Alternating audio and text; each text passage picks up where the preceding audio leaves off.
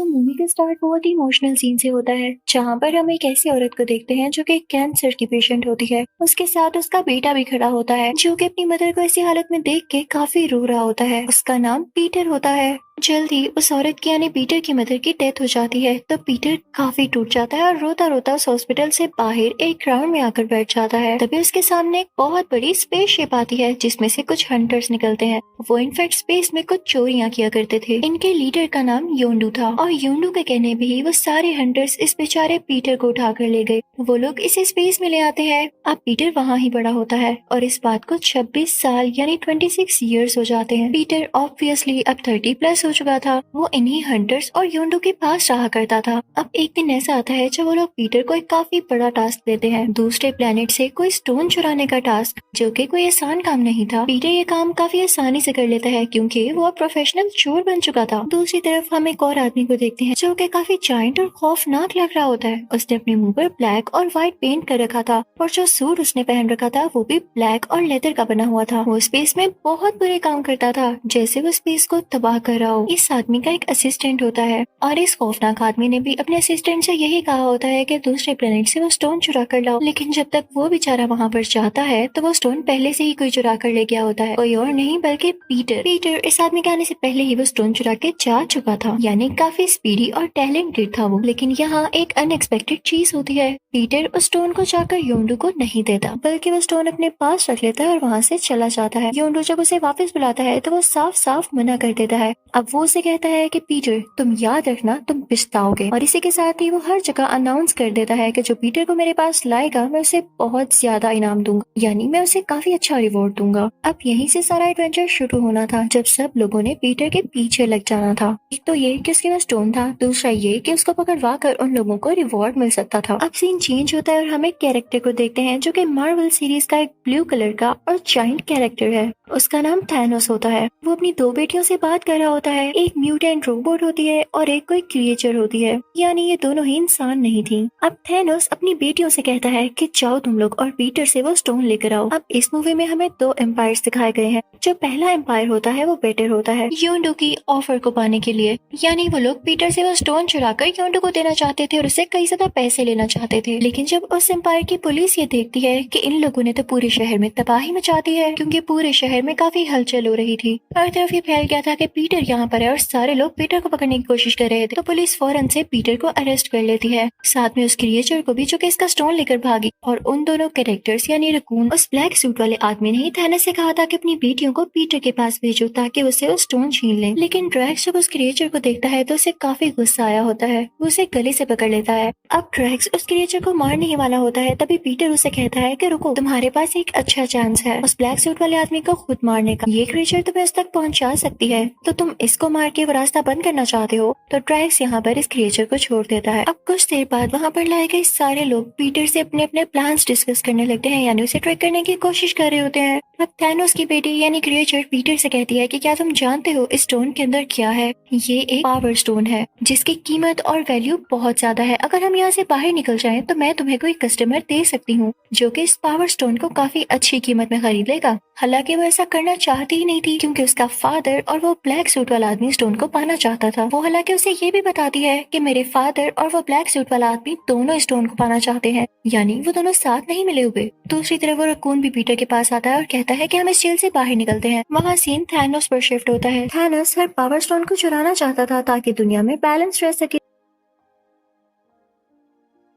अब हम पीटर और वहाँ बाकी लोगों को देखते हैं। उनमें ड्रैक्स भी होता है। वो लोग जहाज में कहीं जा रहे होते हैं। अब वो लोग उस आदमी के पास पहुँच जाते हैं, जिसके बारे में उस थैनोस की बेटी ने बताया था कि मेरे पास एक कस्टमर है जो कि पावर स्टोन को खरीद कर तुम्हें बहुत सारे पैसे दे सकता है। वाकई में ऐसे होता है। वो पावर स्टोन को पाना चाहता था, और जब वो स्टोन को खोल कर देखता है तो वाकई उसके अंदर इन्फिनिटी स्टोन होता है, यानी पावर स्टोन। उसे देख कर काफी खुश हो जाता है। वहाँ पर उन सबको ये पता चलता है कि पावर स्टोन काफी खतरनाक है, क्योंकि इसको यूज करके किसी भी गैलेक्सी और किसी भी स्पेस के हिस्से को तबाह किया जा सकता है। अब जब उनका कस्टमर इस पावर स्टोन की टेस्टिंग कर रहा होता है तभी वहाँ पर उसकी एक एम्प्लॉय आती है और उस पावर स्टोन को चुराने की कोशिश करती है, लेकिन जैसे ही उसे हाथ लगाती है तो वो मर जाती है। वहाँ पर काफी बड़ा ब्लास्ट होता है। तभी वहाँ पर वो ब्लैक सूट वाला आदमी भी आ जाता है और ड्रैक्स और उसकी काफी लड़ाई होने लगती है, क्योंकि दोनों एक दूसरे से काफी नफरत किया करते थे। लेकिन वो ब्लैक सूट वाला आदमी काफी पावरफुल होता है और वो ड्रैक्स को दूर फेंक देता है। उसके साथ उसके कुछ साथी भी होते हैं और थैनोस की दूसरी बेटी भी, यानी वो म्यूटेंट रोबोट। अब ये सारे लोग पीटर से मिलना चाहते थे तो वो उसके पीछे लग जाते हैं। अब दूसरी तरफ स्पेसशिप में हम देखते हैं कि पीटर और थैनोस की दूसरी बेटी होती है, यानी वही क्रिएचर। वहाँ पर वो म्यूटेंट रोबोट आकर अपनी स्पेसशिप से उन लोगों पर अटैक कर देती है और अपनी ही बहन को जख्मी कर देती है। पीटर फौरन से जाके उस लड़की को बचाता है, यानी थैनोस की क्रिएचर बेटी को। अब इसी बात का फायदा उठाते हुए वो ब्लैक सूट वाला आदमी अपनी टीम के साथ उस पावर स्टोन को लेके वहाँ से चला जाता है। दूसरी तरफ पीटर काफी वरीड होता है क्योंकि उनका स्पेसशिप डिस्ट्रॉय हो चुका था। उसे एक आइडिया आता है कि योंडू उसे ढूंढ रहा है। अगर वो उसे अपने बारे में बता देगा कि उस वक्त कहाँ पर है तो जाहिर सी बात है कि योंडू आकर उसे अपनी स्पेसशिप में ले जाएगा। लेकिन अगर उसने ऐसा ना किया तो वो इसी स्पेसशिप में पड़ा पड़ा मारा जाएगा। तो वो ऐसे ही करता है, वो योंडू को अपनी लोकेशन बता देता है। अब योंडू वहाँ पर आता है तो वो पीटर को और उस क्रिएचर को अपने साथ ले जाता है। योंडू उस पे काफी गुस्सा होता है और कहता है कि तुमने मेरे साथ धोखा किया है, मैं तुम्हें मार डालूंगा और साथ इस क्रिएचर को भी। तभी वहाँ पर वो रकून और वो दरख्त जैसा दिखने वाला आदमी आ जाता है। वो अपनी स्पेसशिप पर होते हैं तो वो लोग योंडू से कहते हैं अगर पीटर को कुछ किया तो हम तुम्हें मार डालेंगे। तो योंडू थोड़ा डर जाता है और उन पर अटैक नहीं करता। अब पीटर योंडू से कहता है कि आप मेरी पूरी बात सुने, मुझसे स्टोन वो ब्लैक सूट वाला खौफनाक आदमी ले गया। अब आप भी वो स्टोन चाहते हैं, मैं भी चाहता हूँ, तो क्यों ना हम एक ही टीम में हो जाए और मिलकर उससे लड़ें और ये स्टोन वापस ले आए। तो योंडू पीटर से कहता है कि बात तो तुमने ठीक की है, तो ठीक है, हम उसे स्टोन मिलकर लेकर आएंगे। दूसरी तरफ हम उसी ब्लैक सूट वाले आदमी को देखते हैं जो कि स्टोन को पाकर काफी खुश था। वो स्टोन को अपने हैमर में फिक्स कर लेता है और काफी ज्यादा पावरफुल हो जाता है। अब वो जब चाहता दुनिया को या स्पेस को तबाह कर सकता था। जब थैनोस को यह खबर होती है कि स्टोन उसने अपने पास रख लिया है तो उसे काफी जेलसी होती है और उसे काफी बुरा लगता है। वो दोनों एक दूसरे से नफरत करने लगते हैं। अब आप सोच रहे होंगे कि थैनोस की दूसरी बेटी जो कि एक म्यूटेंट रोबोट है वो अपने फादर के साथ क्यों नहीं है और वो उस ब्लैक सूट वाले आदमी का साथ क्यों दे रही है। वो इसलिए क्योंकि थैनोस का बिहेवियर अपनी म्यूटेंट रोबोट बेटी के लिए बिल्कुल भी ठीक नहीं था। जब उसने ये देखा कि ब्लैक सूट वाले आदमी के पास पावर आने वाली है तो वो उसके साथ हो ली। दूसरी तरफ थैनोस की वो बेटी जो कि एक क्रिएचर थी, वो यह हरगिज़ नहीं चाहती थी कि दुनिया या स्पेस तबाह हो, क्योंकि पीटर एक अच्छा इंसान था और उसका भी दिल अच्छा था, तो वो पीटर के साथ हो लेती है। अब थैनोस बेचारा अकेला रह गया था। अब वो ब्लैक सूट वाला आदमी काफी बुरी हरकत करने वाला था। जैसे कि मैंने आपको बताया कि वो दूसरे एम्पायर से नफरत करता था, उसे तबाह करना चाहता था और अब तो उसके हाथ में ये पावर स्टोन था, तो वो जब चाहता उस एम्पायर को खत्म कर सकता था और आज वो ऐसा ही करने जा रहा था। अब वो ब्लैक सूट वाला आदमी पूरी टीम के साथ दूसरे एम्पायर में पहुंच जाता है, लेकिन जब उस एम्पायर की पुलिस को खबर होती है तो वो एक लेयर बना देती है, एक ऐसी शील्ड जिससे उस ब्लैक सूट वाले आदमी का स्पेसशिप गुजर न पाए। लेकिन वो आदमी काफी पावरफुल हो चुका था और उसके पास तो पावर स्टोन भी था, तो वो शील्ड को तबाह कर देता है और वहाँ अंदर चला जाता है। वहाँ जाकर वो पीटर की टीम से भी मिलता है। अब यहाँ थैनोस की दोनों बेटियों में लड़ाई होने लगती है, क्योंकि एक पीटर की टीम में थी और एक उस बुरे आदमी की टीम में। दोनों में काफी फाइट होती है और दूसरी तरफ उस ब्लैक सूट वाले आदमी में और ट्रैक्स में भी काफी फाइट होती है। लेकिन क्योंकि वो बुरा आदमी अब काफी ज्यादा पावरफुल था तो वो ट्रैक्स को भी हरा देता है। अब वो बुरा आदमी ट्रैक्स को मारने ही वाला होता है, तभी वहाँ पर जैसे एक मिरेकल हो जाता है। वो रकून और वुड जैसा दिखने वाला आदमी अपनी स्पेसशिप में आते हैं और उस ब्लैक सूट वाले आदमी के स्पेसशिप में अपनी स्पेसशिप एंटर कर देते हैं, जिससे वहाँ पर काफी बड़ा ब्लास्ट होता है।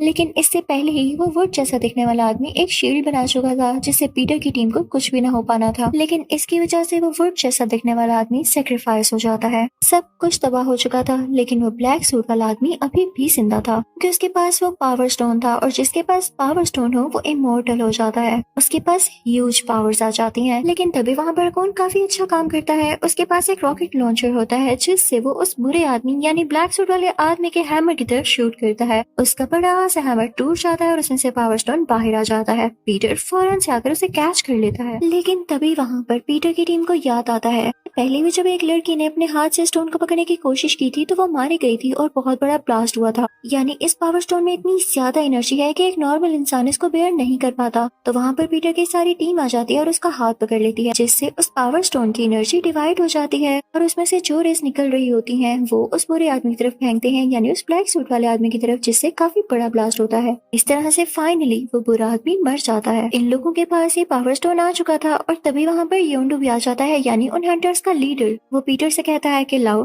दो अब मुझे ये स्टोन, लेकिन उसने तो पीटर की कोई हेल्प ही नहीं की होती। तो पीटर उसे पहले स्टोन तो पकड़ा देता है। वो बेचारा भी काफी खुश होता है कि शायद मुझे स्टोन मिल गया, लेकिन जब उसे खोल के देखता है तो उसके अंदर पावर स्टोन नहीं बल्कि एक टॉय होता है। तो पीटर उसे कहता है कि मैं तुम्हें क्यों दूंगा भला। वो फौरन वहाँ से इस अच्छे एम्पायर की पुलिस के पास जाता है और उनको ये स्टोन दे देता है। पुलिस उनसे काफी खुश होती है और उनसे कहती है कि हमें ये लगा था कि तुम लोग बुरे लोग हो, लेकिन तुम लोग काफी अच्छे हो, तुमने ये स्टोन की प्रोटेक्शन की। उन सबको ये टाइटल मिलता है गार्डियंस ऑफ द गैलेक्सी, यानी गैलेक्सी की हिफाजत करने वाले, उसको प्रोटेक्ट करने वाले। और सिर्फ पीटर को एक टाइटल मिलता है स्टार लॉर्ड। उन लोगों को गिफ्ट में एक स्पेसशिप भी मिलता है। इसी के साथ गार्डियंस ऑफ द गैलेक्सी का पार्ट 1 यही खत्म होता है। अब मैं आपको एक्सप्लेन करूंगी पार्ट 2। वहाँ पर तरह तरह के क्रिएचर्स अटैक करते और इस तरह से इस कंट्री के काफी ज्यादा दुश्मन बन चुके थे। अब क्वीन को एक आइडिया आता है और वो गार्डियंस ऑफ द गैलेक्सी को हायर करती है ताकि उसकी कंट्री की प्रोटेक्शन करे। अब एक दिन वहाँ पर काफी बड़ा क्रिएचर आता है। अब उस कंट्री में कुछ बैटरीज थी जो कि उस कंट्री का सारा सिस्टम कंट्रोल किया करती थी, जिनमें काफी ज्यादा टेक्नोलॉजी थी। अब गार्डियंस ऑफ द गैलेक्सी पूरी की पूरी टीम उस क्रिएचर को मार गिराते हैं काफी फाइट होने के बाद। लेकिन उनमें जो रकून होता है वो सोचता है कि इस बैटरी में ऐसा क्या है जो हर कोई इस बैटरी को पाना चाहता है। वो सिर्फ ये देखने के लिए उन बैटरीज को अपने बैग में रख लेता है,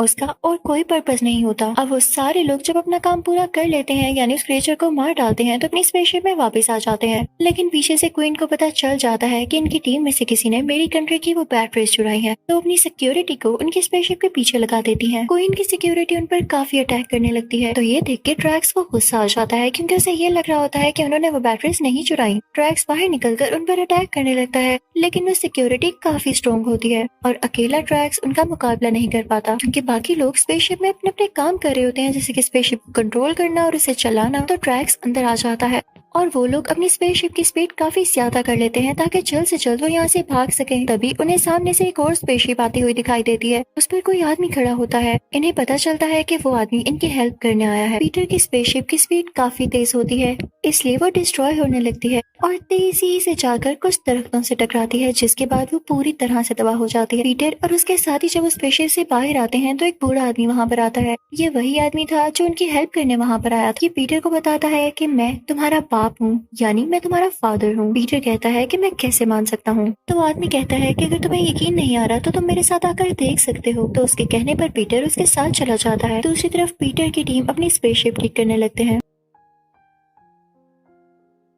क्वीन को काफी गुस्सा होता है कि मेरी बैटरीज अभी तक मुझे नहीं मिली, तो वो योंडू को बुलाती है क्योंकि वो जानती थी कि योंडू और पीटर में पहले ही दुश्मनी चल रही है और योंडू उसे जल्द पकड़ लेगा। अब जब योंडू वहाँ से जाने वाला होता है तो उसे एक आदमी मिलता है। वो भी उस कंट्री की मैनेजमेंट के खास आदमी होते हैं। वो योंडू से कहते हैं कि तुम पीटर को ढूंढने जा रहे हो, तुम्हें ये हक क्वीन ने दिया है तो गलत दिया है क्योंकि तुम तो खुद इतने बड़े चोर हो, तुम उसको एक चोरी की बेस पे कैसे पकड़ सकते हो। लेकिन योंडू को इन सब बातों का कोई असर नहीं होता और वो अपनी टीम लेकर वहाँ पर पहुंच जाता है जहाँ पर पीटर की टीम जंगल में फंसी होती है क्योंकि उनकी स्पेसशिप जो खराब थी। वो चाहते ही उनके टीम मेंबर्स पर अटैक करने लगता है। लेकिन तभी वहाँ पर थैनोस की वही म्यूटेंट रोबोट बेटी भी आ जाती है। वो भी पीटर की टीम से वो बैटरीज लेना चाहती थी और अपना स्कोर बनाना चाहती थी और ये भी हो सकता था कि उनको खुद यूज करे। अब यहाँ पे वो डबल गेम खेलती है। वो योंडू की टीम से कहने लगती है कि आखिर कब तक तुम लोग योंडू की बात मानते रहोगे, ये तो सिर्फ अपना हुक्म चलाता है, तुम में से कोई तो सामने आए। तो तभी उनमें से एक आदमी बाहर आता है और कहता है कि हाँ ये बिल्कुल ठीक कह रही है। अब सारे लोग इस बात पे एग्री हो जाते हैं कि योंडू उन पे बिला वजह हुक्म चलाता है, उन्हें बुरे काम करने को भी कहता है लेकिन कभी उनका ख्याल नहीं करता। तो अब सारे लोग एक साथ हो जाते हैं और योंडू को पकड़ लेते हैं। इसके साथ साथ वो पीटर की टीम को भी पकड़ लेते हैं। उधर स्पेसशिप के अंदर ही एक जेल होती है जिसमें उन सब लोगों को रखा जाता है। अब अंदर जेल में वो रकून और योंडू एक साथ होते हैं। तो वो कहते हैं कि किसी तरह हमें यहाँ से बाहर निकलना होगा क्योंकि हमें मिलकर ही ये काम करना होगा, वरना हम अकेले कुछ भी नहीं कर पाएंगे। अब यहाँ पर मैं आपको एक बात बताऊं कि पार्ट 1 में हमें जो वुड जैसा दिखने वाला आदमी दिखाया गया था वो एक छोटे से बेबी में बदल चुका था क्योंकि उसने खुद को सेक्रीफाइस जो किया था। अब वो एक छोटा सा वुडन मैन था। अब योंडू और रकून उसे कहते हैं कि तुम छोटे हो तो बाहर जाकर की लेकर आओ, लेकिन अब वो एक बच्चे की तरह सोचता था तो उसे समझ नहीं आ रहा होता कि किस तरह से लेनी है। तभी वहाँ पर एक आदमी आता है जो कि अब भी योंडू के साथ अच्छा था और वो उससे कहता है कि सारी टीम आपके अगेंस्ट हो गई है, लेकिन मैं अभी भी आपका कहना मानकर वो की ढूंढने में मदद करता हूँ। अब फाइनली ये लोग बाहर आ जाते हैं। अब योंडू अपना वेपन यूज करके अपनी टीम के सारे लोगों को मार देता है जिन ने उसके साथ धोखा किया। दूसरी तरफ हमें ये दिखाया जाता है कि पीटर अपने फादर के साथ होता है और उन्हीं के प्लेनेट बचा रहा होता है। उन लोगों के साथ थैनोस की बेटी वो क्रिएचर और ट्रैक्स भी होते हैं। जब वो लोग वहाँ पर पहुँच जाते हैं तो पीटर के फादर उसको बताने लगते हैं कि तुम मेरे लिए बहुत अच्छे साबित हुए हो, तुम्हें वो सब पावर्स थी जो कि मैं चाहता था। अब उसे पास्ट की बातें बताने लगते हैं कि तुम्हारी मदर और मैं पहली बार कैसे मिले। पीटर का फादर उसे बताता है कि मैं शुरू से ही यहाँ का रहने वाला हूँ, लेकिन तुम्हारी मदर अर्थ पर रहती थी। हमने शादी कर ली और तुम पैदा हुए, लेकिन जब तुम्हारी मदर की डेथ हुई तो मैंने योंडू को ये ऑर्डर दिया कि तुम्हें मेरे पास ले आए, लेकिन रास्ते में उसने तुम्हें अपने पास ही रख लिया और मुझे धोखा दे दिया। उसने मुझे तुम्हें नहीं दिया और न आज तक तुम मेरे पास बड़े होते। पीटर को पहले तो ये सुन के काफी दुख होता है कि अगर वो चाहता तो अपने फादर के पास रह सकता था और उसे योंडू पर गुस्सा भी आ रहा होता है, लेकिन उसके फादर उससे कहते हैं कि अब मेरे बेटे तुमने परेशान नहीं होना। अब तुम्हें पता चल गया ना कि तुम एक नॉर्मल इंसान नहीं बल्कि तुम एक स्टार लॉर्ड भी हो, क्योंकि तुम मेरे बेटे हो इसीलिए तो तुम में एबिलिटीज है। अब पीटर के फादर उसे और स्किल सिखाने लगते हैं और वो लोग काफी खुश होते हैं। दूसरी तरफ हम थैनोस की बेटी को देखते हैं जो कि म्यूटेंट रोबोट होती है। वो अपनी बहन से काफी जेलस हो रही होती है और उसे ढूंढते ढूंढते वहाँ पर आ ही जाती है। अपनी स्पेसशिप से उस पर अटैक कर देती है तो म्यूटेंट रोबोट की बहन यानी वो क्रिएचर अपना स्पेसशिप फौरन से ऊपर ले जाती है। जब उसकी बहन उसके पीछे अटैक करने आ रही होती है तो उसका स्पेसशिप पहाड़ से टकरा जाता है और क्रैश हो जाता है। उसके अंदर के सारे वेपन्स भी डिस्ट्रॉय हो जाते हैं। जब वो क्रिएचर यानी उस म्यूटेंट रोबोट की बहन ये देखती है कि अपने साथ वेपन्स लाई थी यानी ये वाकई मुझे खत्म करना चाहती थी, तो वो उन्हीं में से एक वेपन उठाती है जो कि अभी तक ठीक था और अपनी बहन पर शूट करने लगती है। लेकिन तभी उसकी बहन उसे कहती है कि मुझे माफ कर दो, पहले मेरी बात सुन लो, मुझे मत मारना। तब वो दोनों बहनें बैठकर बात करने लगती हैं। ये काफी टाइम बाद एक दूसरे से बात करने वाली थी। तब म्यूटेंट रोबोट अपनी बहन को बताती है कि तुम्हारे जाने के बाद फादर ने मुझ पर बहुत जुल्म किया, क्योंकि उन्हें लगता था कि मैं भी उन्हें धोखा दूंगी और फिर मैंने भी ऐसा किया, मैंने उन्हें धोखा दे दिया। मैं बस बहक गई थी, मैं कभी भी तुम्हें मारना नहीं चाहती थी, मुझे माफ कर दो। इसी के साथ दोनों बहनें हाथ मिलाती हैं और उनमें सुलह हो जाती है। दूसरी तरफ पीटर के फादर उसे ये भी बता रहे होते हैं कि मेरी और भी ज्यादा बेटे और बेटियां थी, लेकिन उनमें से अब तक कोई जिंदा नहीं बच पाया, सिर्फ तुम ही जिंदा बच पाए और तुम में इतनी ज्यादा पावर्स हैं, ये देख के मैं काफी खुश हूँ। बातें करते करते पीटर को कुछ अजीब सा फील होता है और उसे विजन आता है कि मेरे फादर ने ही मेरी मदर को मारा। उन्होंने उसमें कुछ ऐसी चीज डाल दी थी जिससे मेरी मदर को कैंसर हो गया और वो मर गई। वो गुस्से में आ जाता है क्योंकि उसकी बात सच थी। अपने फादर पर शूट करने लगता है तो उसके फादर हंसने लगते हैं और कहते हैं, बच्चे, इन फायर्स का मेरी बॉडी पर कोई असर नहीं होगा, तो आखिर तुम जान ही गए। दूसरी तरफ हम ड्रैक्स को अकेला बैठा हुआ देखते हैं। तभी वहाँ पर एक लड़की आती है जिसकी आंखें पूरी ब्लैक थी और वो स्नेल के जैसे दिख रही थी। वो ड्रैक्स से बातें करने लगती है और इसी तरह ड्रैक्स सो जाता है। दूसरी तरफ वो रकून और उसकी टीम भी पहुंच जाते हैं पीटर को बचाने के लिए, क्योंकि वो जान चुके थे कि पीटर का फादर सही इंसान नहीं। वो वहाँ पर एक टीम बना लेते हैं और प्लान करने लगते हैं कि कैसे उस आदमी को मारा जाए, यानी पीटर के फादर को। अब रकून एक बॉम्ब बनाता है और छोटू से वुडन बेबी से कहता है कि तुमने ये बॉम्ब उसके पास लेकर जाना है, जैसे उसके हाथ में फिक्स होगा तो हम इसे ब्लास्ट कर देंगे। अब सीन वहीं से कंटिन्यू होता है जब पीटर और उसके फादर में लड़ाई हो रही होती है। दोनों एक दूसरे को बहुत बुरी तरह से मार रहे होते हैं। अब वो छोटू सा वुडन बेबी उस बॉम्ब को लेकर उसकी तरफ आ रहा होता है ताकि वो पीटर के फादर के पास ही ले जा सके और वो मारा जा सके। पहले भी वुड से बने हुए आदमी ने अपनी जान को सेक्रीफाइस किया था और अब इस छोटू से वुडन बेबी ने बहुत बड़ा काम किया। ये बॉम्ब पीटर के फादर तक ले जाने में सक्सेसफुल हो गया और साथ ही जब वो बॉम्ब ब्लास्ट होता है तो पीटर के फादर का हार्ट वीक होने लगता है और अब वो मरने के बहुत पास था। प्लेनेट जहाँ पर पीटर के फादर रह रहे थे वो प्लेनेट भी तबाह होने लगता है, क्योंकि वो उसी आदमी की पावर से चल रहा था, यानी पीटर के फादर की पावर से। वहाँ पर सारी टीम चिल्लाने लगती है कि जल्द से जल्द इस प्लेनेट से निकल जाओ। वो सबसे कहते हैं कि अपने अपने स्पेस सूट पहन लो ताकि हम योंडू की स्पेसशिप में जा सकें और हम भी यहाँ पर मारे न जाएं। वो सब लोग वहाँ से जाने लगते हैं। तभी उनको पता चलता है कि पीटर के पास तो स्पेस सूट है ही नहीं और इस बात का पता योंडू को भी चल जाता है और यहाँ पे पूरी स्टोरी ट्विस्ट लेती है। योंडू पीटर के पास आता है और उसके फेस पर हाथ रखते हुए कहता है कि तुम मेरे बेटे हो, मैंने तुम्हें पाला था, मैं तुमसे बहुत प्यार करता हूँ, लेकिन बीच में जब तुमने मेरे साथ बुरा किया तो मेरा दिल दुखा था, मैं तुमसे नाराज हो गया था, लेकिन मैं कभी भी तुम्हें मारना नहीं चाहता था, तुम मेरा स्पेस सूट ले लो। इसके साथ वो अपनी जान सेक्रीफाइस करता है और पीटर को अपना स्पेस सूट पहना देता है। पीटर यहाँ काफी सैड हो जाता है। हम उस आदमी को देखते हैं जो कि क्वीन की मैनेजमेंट का खास इंसान था, जिन्होंने योंडू की काफी इंसल्ट की थी। जब वो ये देखते हैं कि योंडू ने इतनी बड़ी सेक्रीफाइस दी है तो उसको ट्रिब्यूट देते हैं, उसे काफी एडमायर करते हैं और वो वुडन बेबी भी अब आहिस्ता आहिस्ता बड़ा हो रहा होता है। वो पीटर को काफी तंग करता है, हर टाइम गेम्स खेलता रहता है, तो पीटर उसे कहता है कि सुधर जाओ तुम। और दूसरी तरफ अब हमें वो क्वीन भी दिखाई जाती है जो कि अभी तक गार्डियंस ऑफ द गैलेक्सी से बदला लेना चाहती थी और वो अपनी एक नई टीम तैयार करती है। न जाने अगली फाइट कब होगी। इसी के साथ इस मूवी का पार्ट 2 यहीं खत्म हो जाता है।